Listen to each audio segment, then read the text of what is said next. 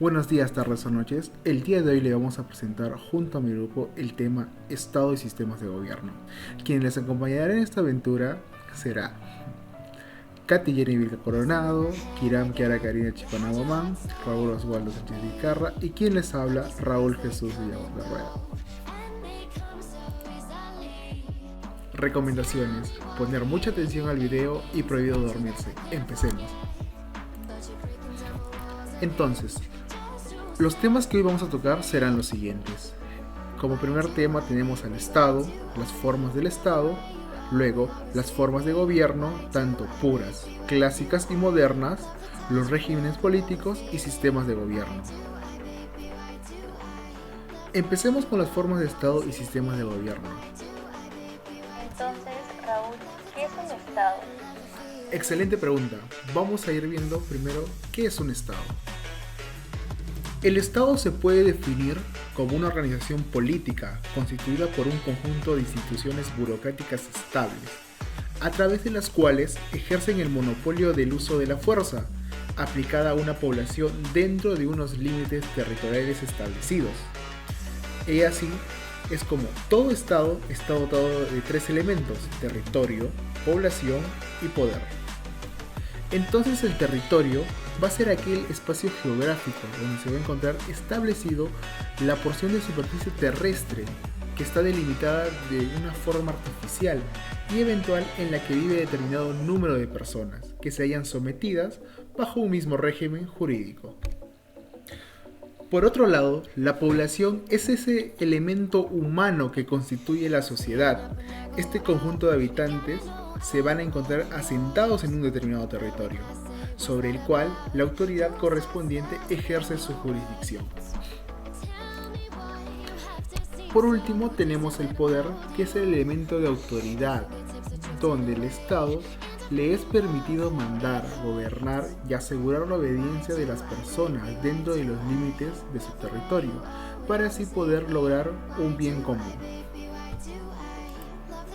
Ahora pasaremos a definir los siguientes conceptos, que tienen similitudes, pero se usan de manera distinta por su contenido. Los sistemas de gobierno, regímenes políticos y formas de gobierno. Empezaremos primero definiendo brevemente los sistemas de gobierno.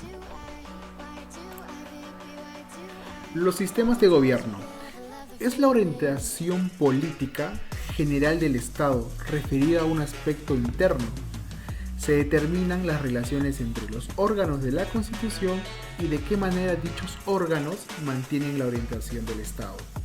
Es requisito básico la unidad de comportamientos adecuada, que busca una coherencia con la orientación política de gobierno, puesto que si un órgano impulsa una decisión y otro la frena, no existe entonces un vínculo entre dichos órganos. Ahora entonces, los regímenes políticos se van a denominar así al predominio de una ideología, y a partir de la cual se va a estructurar toda la sociedad, el Estado, las instituciones y los órganos. Por esa razón, el régimen político presenta diferentes aristas. Claro está, como los regímenes autoritarios, totalitarios, dictatoriales, neoliberales, liberal, socialista, socialdemócrata, entre otros. Formas de gobierno. Este concepto se refiere al modo en que se distribuyen las diversas funciones que tiene el Estado entre los órganos constitucionales y las relaciones que se establecen entre ellos. Las formas de gobierno, puras e impuras. Las formas puras.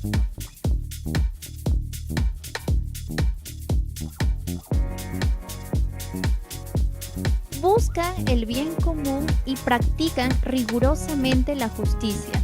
En esta forma encontraremos a la monarquía, aristocracia y democracia. La monarquía.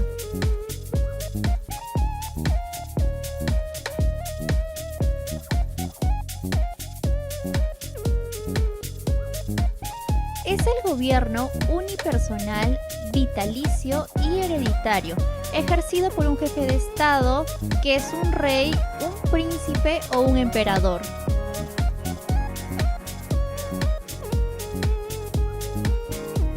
Quiere decir que es el gobierno de una sola persona para el bien de toda la comunidad. Los países que adoptan esta monarquía son Dinamarca, Japón, Holanda, Bélgica y España. La aristocracia.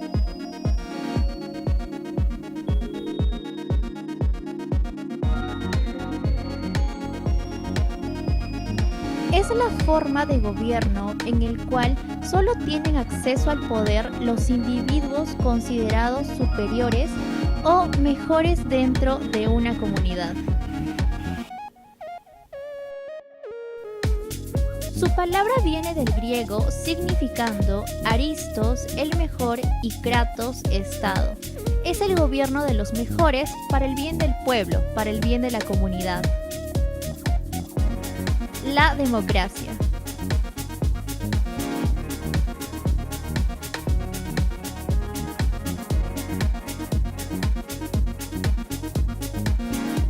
Es la forma de gobierno en la que todos los miembros de la sociedad tienen derecho a participar de la dirección y gestión de los asuntos públicos.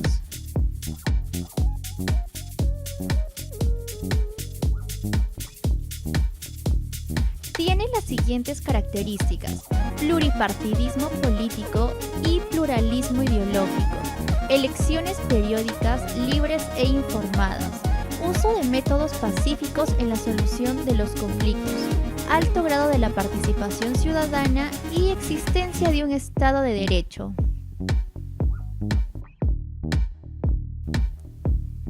Formas de democracia: directa, indirecta, semidirecta y parlamentaria.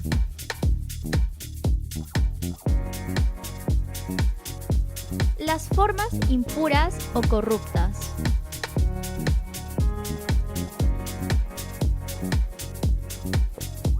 Se les conoce así porque buscan el interés de los gobernantes exclusivamente. Son la degeneración de las formas puras, y en las cuales encontramos la tiranía, oligarquía y demagogia. La tiranía.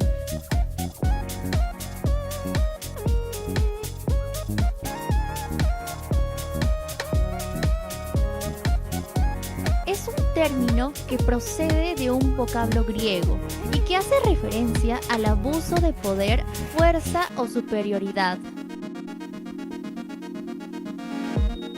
La tiranía también es el gobierno ejercido por un tirano, una persona que ejerce el poder de acuerdo a su voluntad y sin justicia.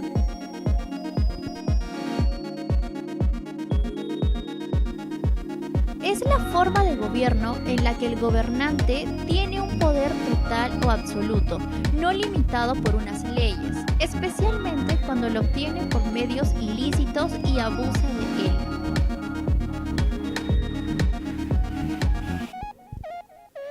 La oligarquía.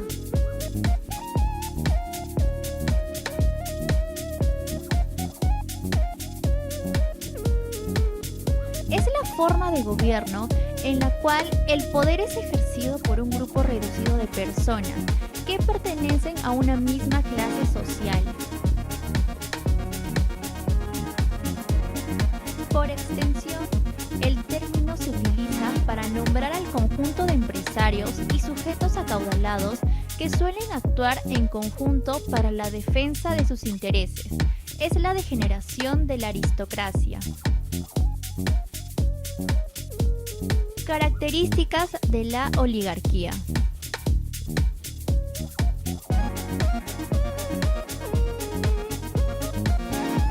Fue un sistema de dominación excluyente que le negó a las grandes mayorías la posibilidad de participar en el proceso de liberación política, económica y social. La demagogia.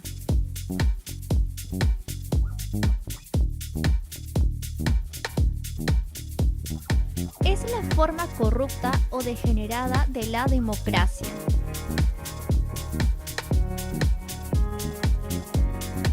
Aristóteles sostenía que cuando en los gobiernos populares la ley es subordinada al capricho de los muchos.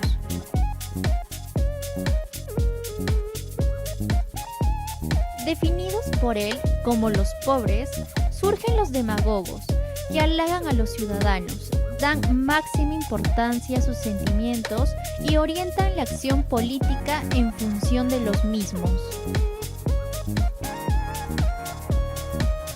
Aristóteles define, por lo tanto, al demagogo como adulador del pueblo. De esta forma, también se considera como demagogia esa oratoria que permite atraer hacia los intereses propios las decisiones de los demás, utilizando falacias o argumentos aparentemente válidos. Sin embargo, tras un análisis de las circunstancias, pueden resultar inválidos o simplistas. Las democracias modernas han sido reiteradamente cuestionadas, atribuyéndoles la condición de sistemas demagógicos debido a la utilización intensiva de técnicas publicitarias características del marketing, a la personalización de las candidaturas y la manipulación de los medios de comunicación.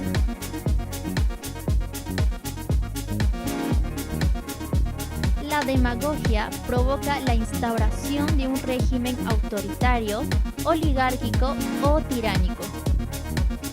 Con el tiempo con el cual hemos ido evolucionando, desarrollando nuevos pensamientos, nuevas conductas, nos hemos dado cuenta con los errores cuál es la forma de gobierno o régimen político con el cual funcionamos de manera correcta o por lo menos lo demostramos así. Actualmente contamos con las siguientes formas de gobierno. Tenemos a la monarquía, que países como Dinamarca, Holanda y Japón lo emplean. Tenemos a la autocracia en su régimen totalitario, que lo usaba la ex Unión Soviética, el comunismo. Tenemos también a la democracia en sus dos formas, directa e indirecta. Y por último tenemos a la República Democrática en sus dos formas, presidencialismo y parlamentarismo.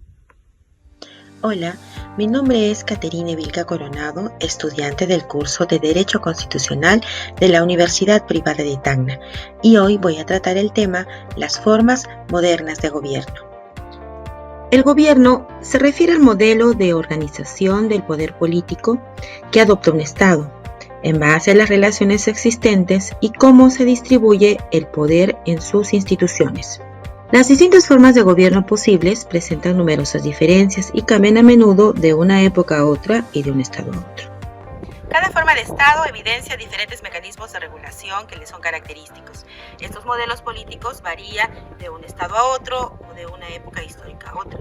Su formulación se suele justificar aludiendo a muy diferentes causas, desde estructurales o idiosincrásicas, como los imperativos territoriales, históricos, culturales o religiosos, o también de tipo coyuntural, como los periodos de crisis económica, las catástrofes, las guerras, los vacíos de poder o la falta de consenso político o liderazgo. Pero siempre todo ello como plasmación política de un proyecto ideológico. Empecemos. El gobierno absolutista.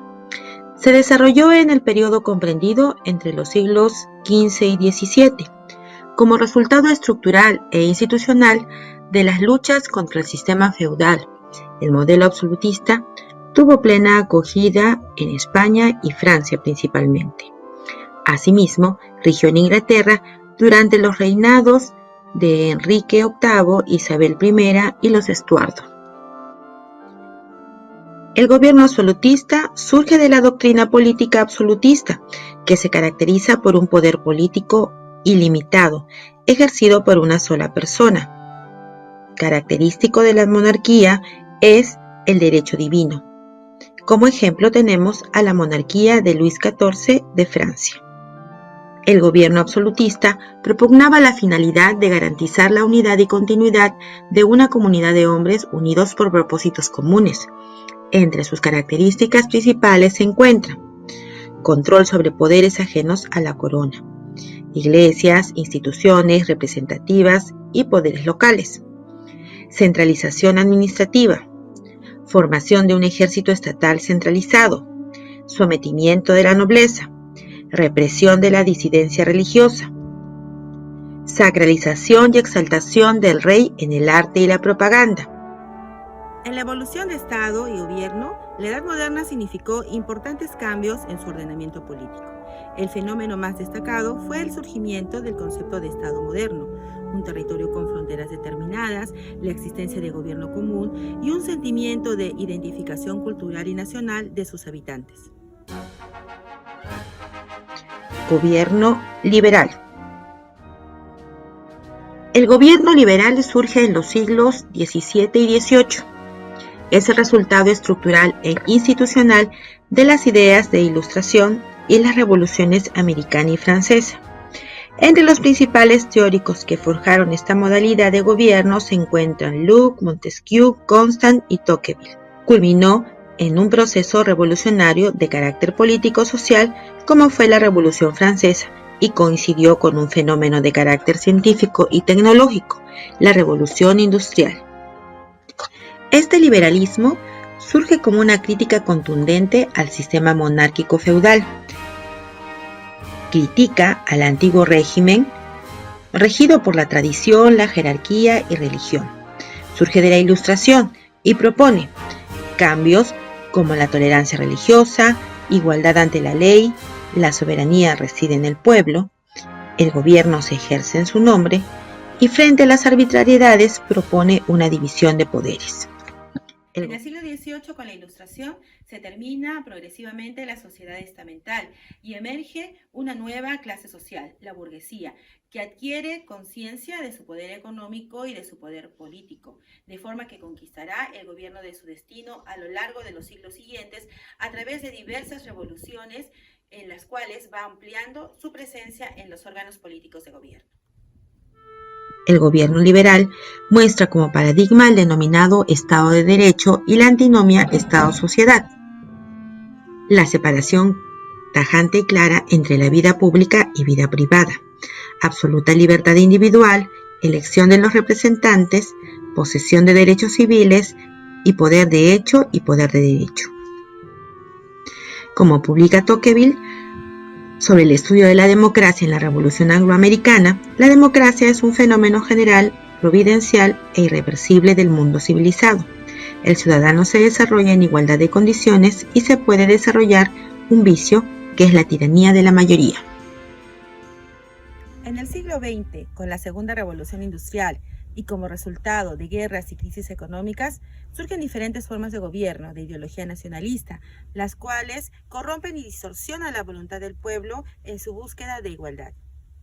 El gobierno marxista-leninista surge como la respuesta de los socialistas marxistas al descontento social promovido por un liberalismo ajeno a los problemas derivados en materia de salud, educación, seguridad social, trabajo, etc.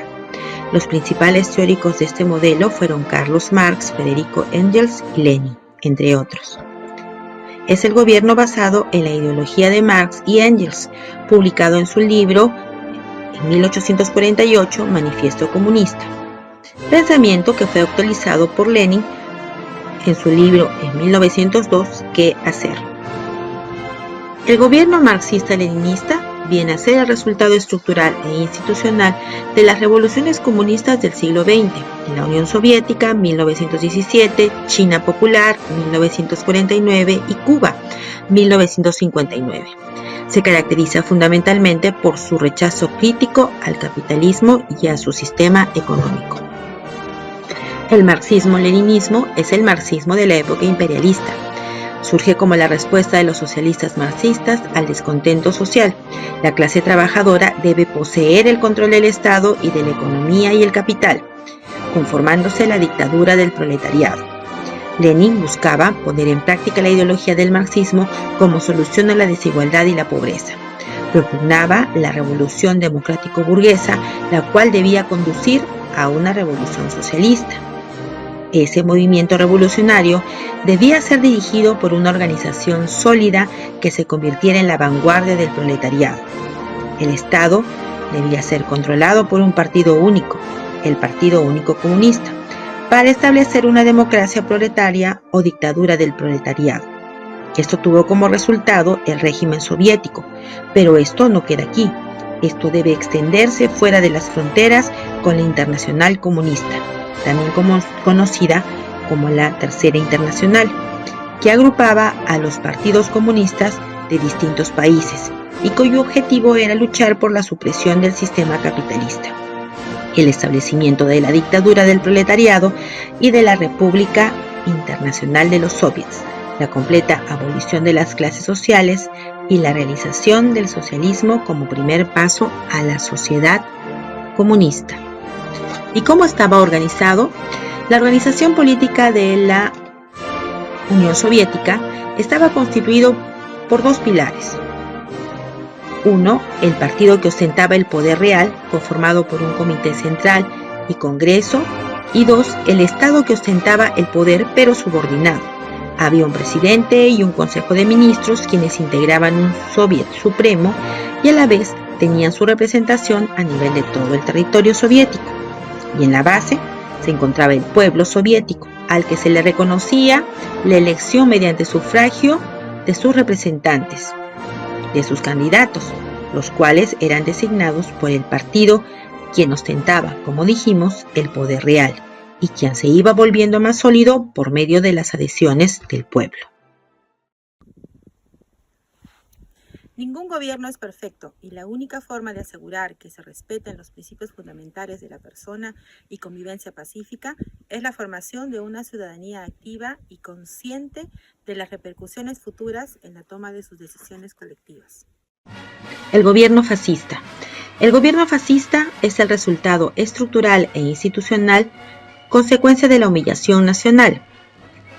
El fascismo tiene su origen social en la crisis económica de la Primera Guerra Mundial, por el temor al comunismo por parte de los burgueses y la clase media, los cuales aspiraban a mantener el capitalismo.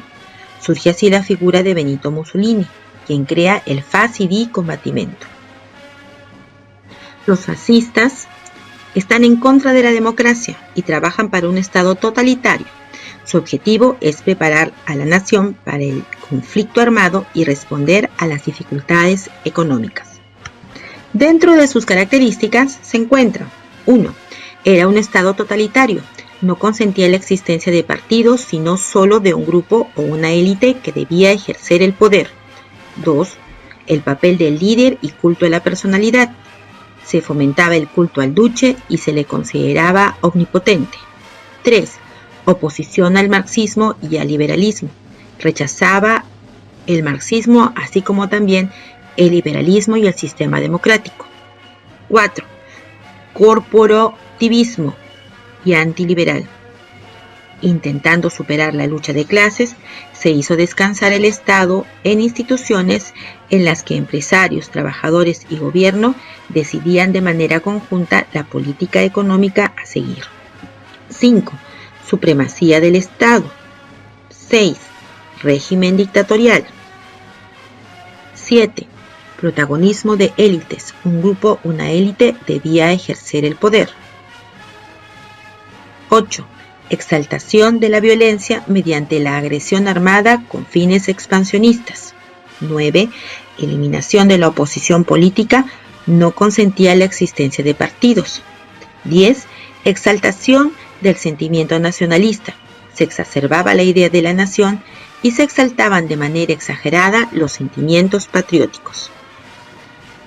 Los gobiernos fascistas eran unidades paramilitares de ideología nacionalista, con vocación castrense, agresividad social y comportamiento antidemocrático.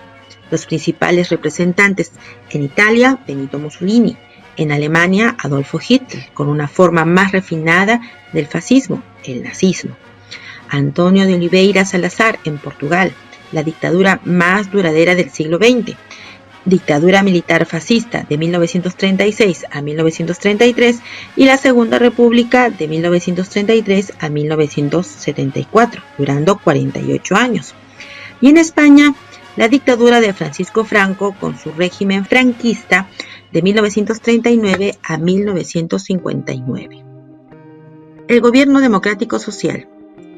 Un gobierno democrático es aquel que se compone de una forma de organización del Estado y de convivencia social basada en la igualdad y la libertad de todos los habitantes de un territorio determinado.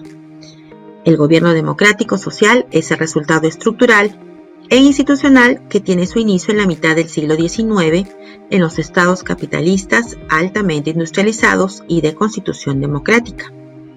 Contribuyen a su surgimiento el constitucionalismo social. Sus principales textos jurídicos conocidos, la Constitución de Querétaro en México en 1917, la Constitución de Weimar, Alemania en 1919 y la Constitución de España de 1931.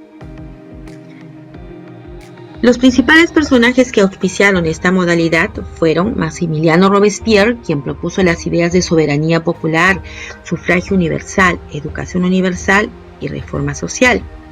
En Francia, Napoleón III, que fundamentó una monarquía donde se reconociera la soberanía del pueblo.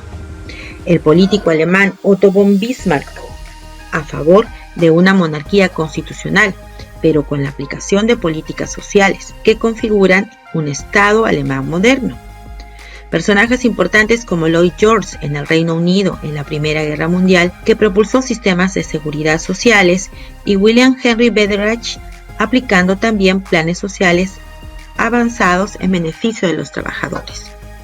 Un gobierno democrático tiene que tener mínimas características, entre ellas, primero, hay un Estado de Derecho.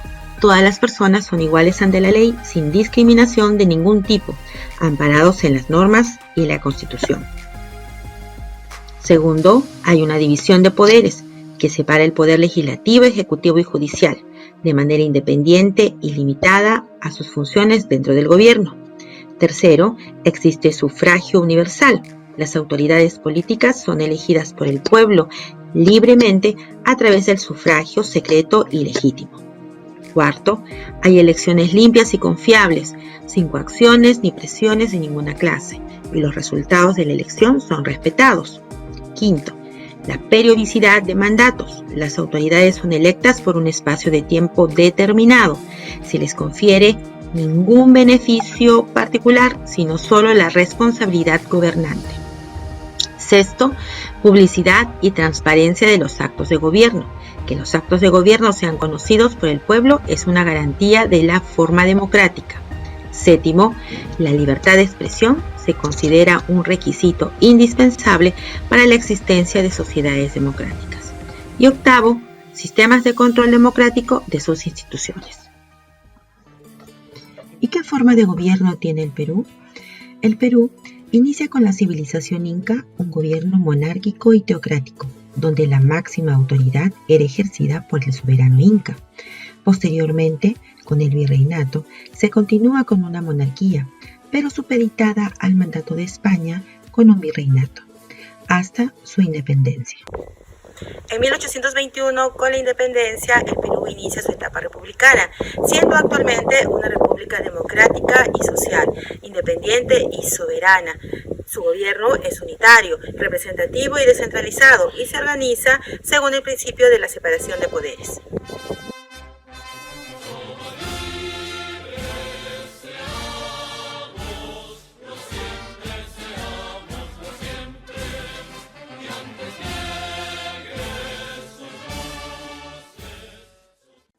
Como conclusiones, tenemos que las principales formas modernas de gobierno son el gobierno absolutista, el gobierno liberal, el gobierno marxista-leninista, el gobierno fascista y el gobierno democrático-social.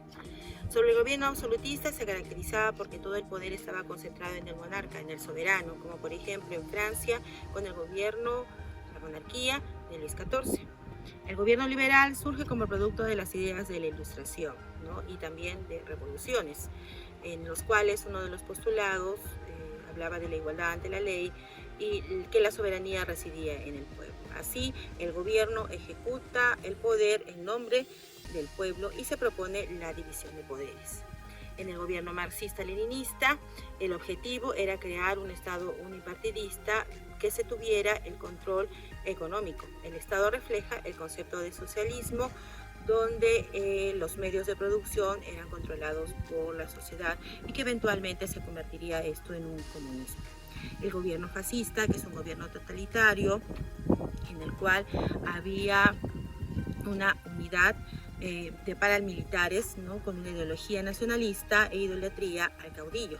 A esto, este gobierno surge como oposición tajante al marxismo y liberalismo, ¿no?, implantando el corporativismo, ¿no? Y el gobierno democrático social, que surge a mediados del siglo XX, un gobierno de la mayoría formado sobre un ordenamiento jurídico con establecimiento de una división de poderes, participación política, con respeto a los derechos fundamentales, un pluralismo político, un principio de la mayoría o mayoritario y una representación política.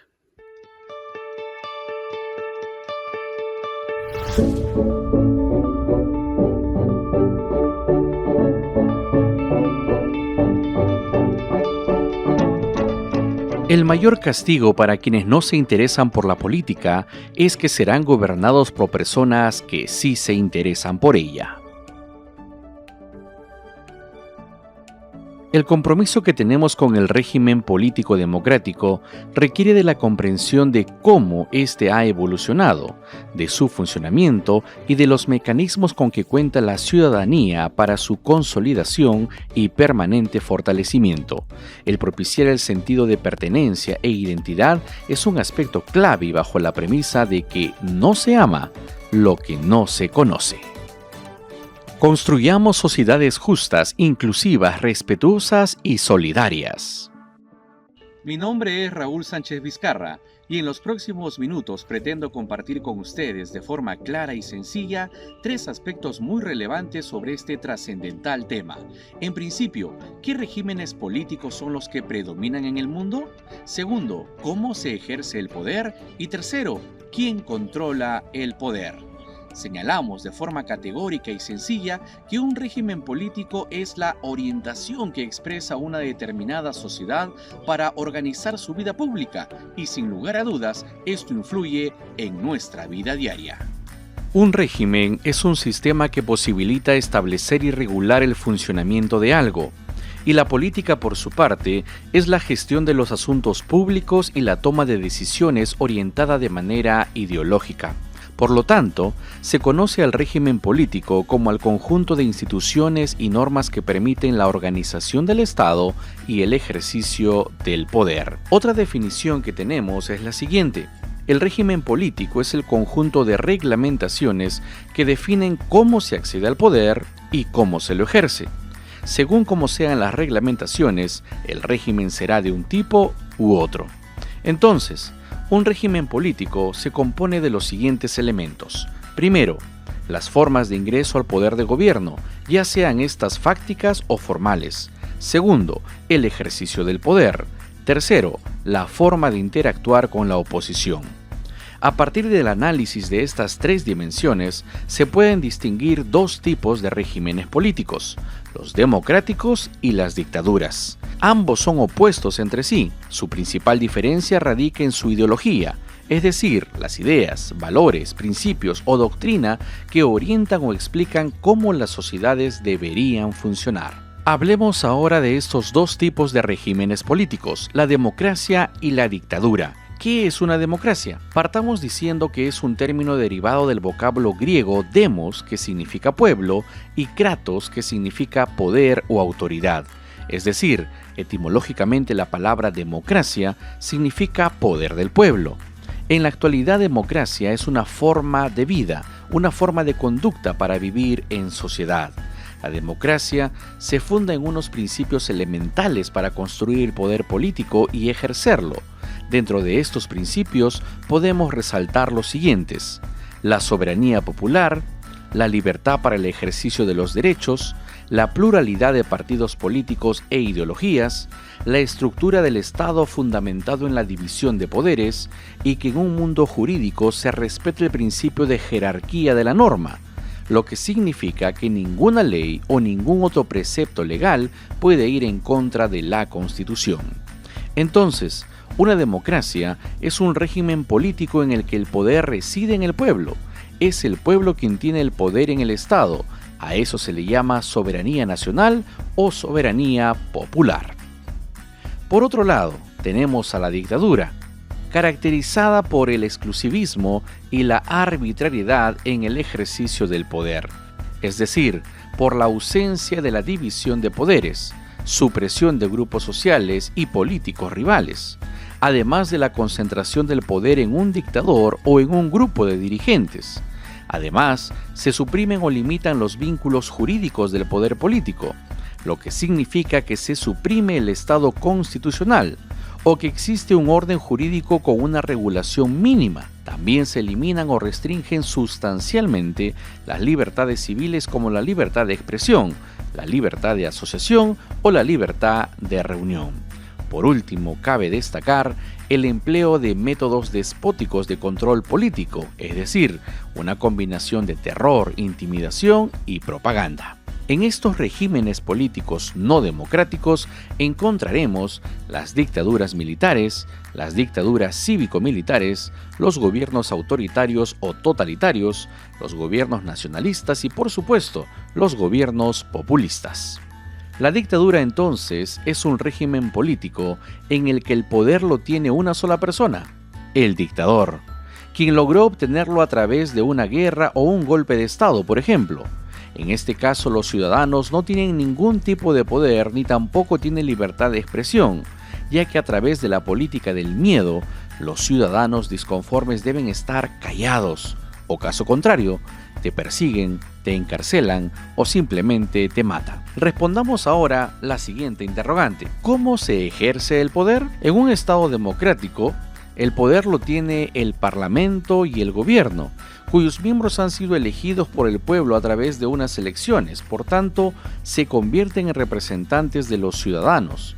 Los gobernantes están sujetos a la ley y tienen que cumplir las leyes y las reglas que están recogidas en el documento más importante de todo país, la Constitución. Esta Carta Magna recoge todos los derechos y libertades de los ciudadanos, además de toda la ley a la que todo el mundo está sometido.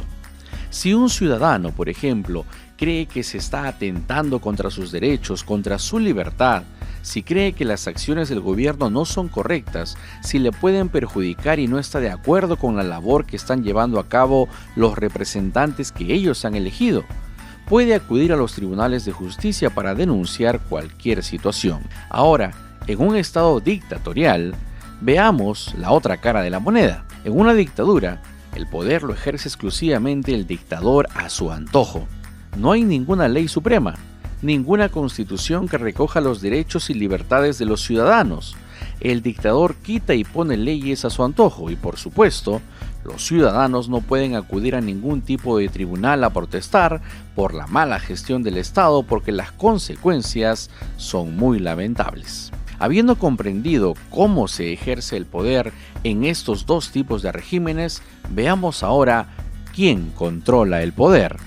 En un Estado democrático, puede controlarlo el Parlamento, los tribunales de justicia y el mismo pueblo. Decimos que puede controlarlo el Parlamento porque hablamos de los representantes que han elegido los ciudadanos. Por lo tanto, existen representantes de diversos partidos, mayormente el partido mayoritario, quien gobierna, y los partidos de oposición, quienes se van a encargar de controlar la buena gestión del partido que está en el gobierno, y si no está de acuerdo con la gestión que está desarrollando, puede manifestarlo a través de las interpelaciones y mociones de censura, como otros mecanismos legales también. Existe, asimismo, los tribunales de justicia. Están para velar el buen funcionamiento de la acción del gobierno y los ciudadanos pueden acudir a ellos para denunciar.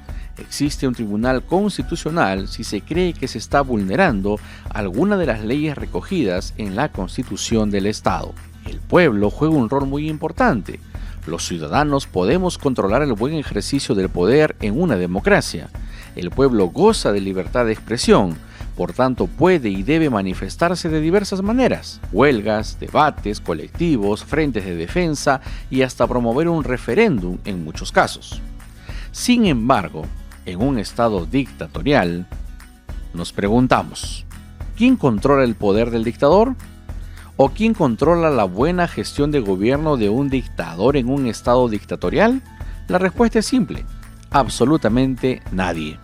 El Parlamento está totalmente sometido y controlado por el dictador. y todos los miembros que lo componen son elegidos por él, o sea, gente de su confianza. Por otro lado, los tribunales tampoco garantizan el buen hacer de un gobierno dictatorial. ¿Por qué? Porque todos los magistrados son designados por el dictador. Por lo tanto, siempre son gente cercana que no garantiza justicia alguna. Y finalmente el pueblo tiene que estar calladito por el miedo a las represalias, castigos, encarcelamientos, asesinato y todo tipo de atrocidades que se cometen en este tipo de régimen. Hasta aquí hemos visto los dos tipos de regímenes políticos que predominan en el mundo entero, la democracia y la dictadura. Hemos visto quién ejerce el poder y quién controla el poder.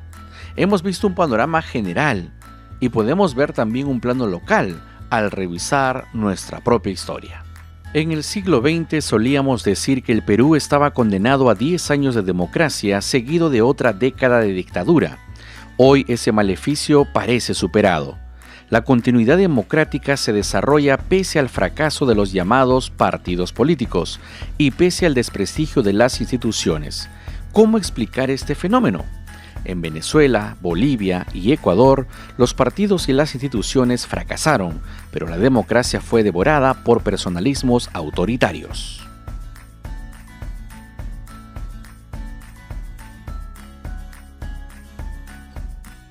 El Perú no estuvo al margen de ello, si no recordemos las decisiones y pretensiones tras el autogolpe de Estado. Disolver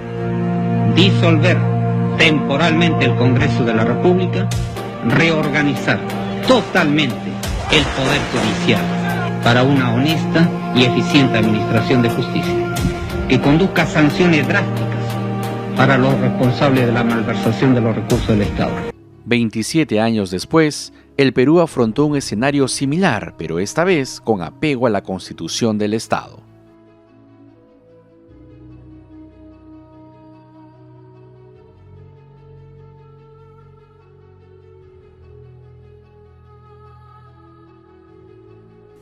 He decidido disolver constitucionalmente el Congreso y llamar a elecciones de congresistas de la República.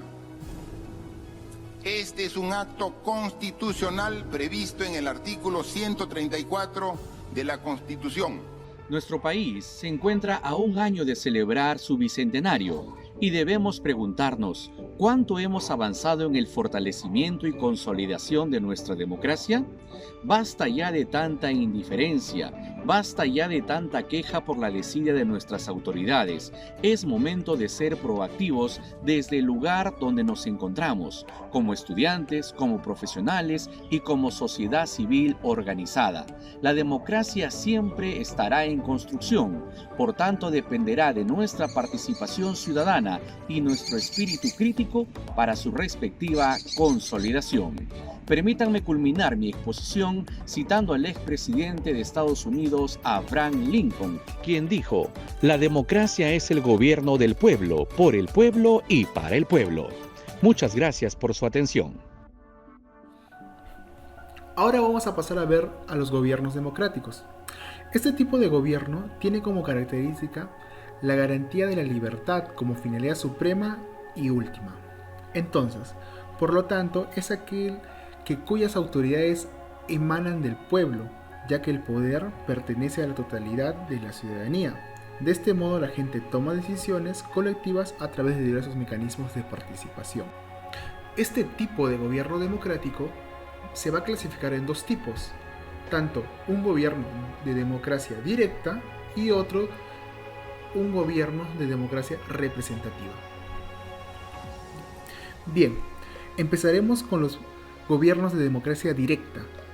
En estos, los ciudadanos pueden participar directamente en la política, ya que todos los ciudadanos aportan con sus ideas en las decisiones de cómo organizar el Estado. Los cantones, que vendrían a ser los departamentos, y las comunas. Para esto vamos a tomar como ejemplo a Suiza. Ahora, una de las formas más antiguas de la democracia directa es la denominada Landsgemeinde. Es una expresión alemana que se puede traducir como asamblea territorial.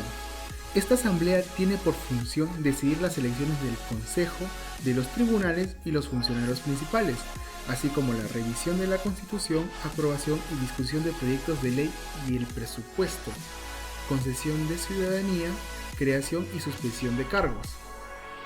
Estas asambleas tienen lugar tradicionalmente una vez al año, las cuales se van a realizar en una plaza pública o pradera un domingo de los meses de abril o mayo. Hasta el día de hoy se sigue dando en 2 cantones de Suiza, ya es el Appenzell-Rodas Interiores y Glarus. Cada 4 años, los suizos eligen además 246 miembros de la Asamblea Federal, compuesta por 2 cámaras. Estas 2 cámaras son el Consejo Nacional, la cual representa al pueblo, y la segunda es el Consejo de los Estados, que representa a los cantones. Los suizos pueden lanzar un referéndum contra una ley aprobada por el Parlamento, si en un plazo de 100 días logran reunir un mínimo de 50.000 firmas. La ley se somete al veredicto de las urnas. La principal ventaja que podemos ver es que los ciudadanos participan directamente en las decisiones. Los suizos votan varias veces al año, no solo para elegir a sus representantes, sino para decidir sobre medidas políticas concretas. Por el lado de las desventajas es que el proceso de la toma de decisiones se alarga y no siempre se tiene claro quién tiene responsabilidad final de las decisiones. Ahora bien, la democracia representativa es la forma de gobierno donde los ciudadanos ejercen el poder político indirectamente, a través de sus representantes, elegidos mediante un sufragio en elecciones libres y periódicas. Esta representatividad debe ser sometida a la decisión de la mayoría, para la cual se activan mecanismos de la democracia para elegir entre una serie de candidatos a aquellos ciudadanos que se encuentran mejor capacitados para representar al pueblo ante las diferentes instancias del Estado, a nivel de las presidencias, gobernancias y alcaldías, y poder legislativo en congresos, cámaras o asambleas. La votación es el mecanismo que se emplea en los sistemas democráticos representativos para investir de legitimidad a los representantes elegidos para actuar, hablar y tomar decisiones en nombre de sus representantes. Además, otra de las características que tiene la democracia representativa son los partidos políticos organizacionales y de corte ideológica, conformados por un grupo de ciudadanos para representar los intereses de sectores específicos de la población y con la capacidad de actuar, influenciar y ocupar cargos en el poder político. Bien. Para concluir entonces, en la democracia directa se hace la consulta al pueblo para la toma de decisiones. Esta toma de decisiones se va a llevar a cabo en una asamblea, donde las personas van a usar como herramienta el voto para poder llegar a un acuerdo. En cambio, en la democracia representativa se entiende como aquella en que la voluntad de la mayoría se expresa en la elección de una serie de representantes políticos, que luego ocuparán cargos públicos y tomarán decisiones en nombre del pueblo que para ello ha sido elegido.